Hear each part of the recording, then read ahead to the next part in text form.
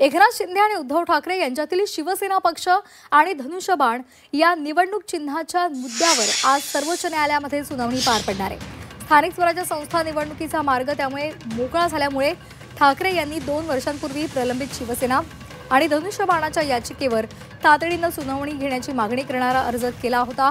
त्यावर आज सुनावणी होणार आहे। त्यामुळे आता कोर्ट या संदर्भात काही निर्णय देतं का हे पाहणं महत्त्वाचं ठरणार आहे। उद्धव ठाकरे यांनी कोर्टामध्ये याचिका दाखल केलेली होती आणि त्या संदर्भातली सुनावणी होणार आहे।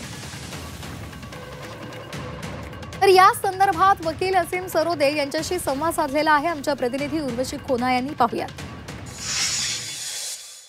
अनेक दिवसांपासून या सुनावणीसाठी सगळेच जण वाट बघत होते आणि सुनावणीची तारीख नक्की होत नव्हती।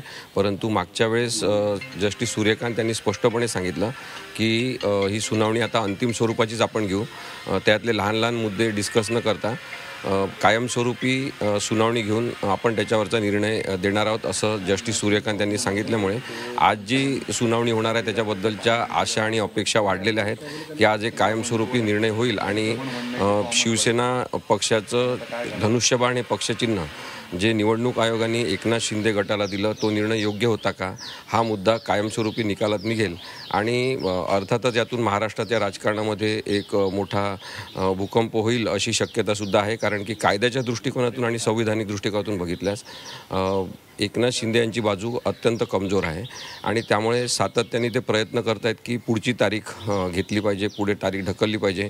इतक्या निवडणुका त्यांनी ज्या लढल्या त्यांच्या गटाने त्या शिवसेनेचं धनुष्यबाण हे चिन्ह पक्षचिन्ह म्हणून जे लोकांच्या मनात आहे त्याचा खूप मोठा वाटा त्या निवडणुकांमध्ये आहे आणि त्यामुळे ही सुनावणी जी आहे किंवा हा विषय हा महत्त्वाचा आहे असं मला वाटतं। कोणते मोठे पॅरामीटर्स आहेत स्ट्रॉंग सर, कारण की आर्ग्युमेंट्स अजून सबमिट नाही झालेत, तुम्ही डॉक्युमेंट सबमिट केलं आहे, तर कोणत्या अशा स्ट्रॉंग पॅरामीटर्स आहे तुमच्या साईडून जे तुम्ही पुटअप केलं?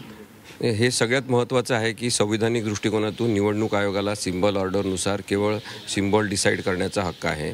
शिवसेना हे नाव काही सिम्बॉल नाही, त्यामुळे त्यांनी कशाच्या आधारे आपल्या अधिकार कक्षा ओलांडून शिवसेना हे नावसुद्धा आणि शिवसेना पक्षसुद्धा एकनाथ शिंदेंना देऊन टाकलेला आहे।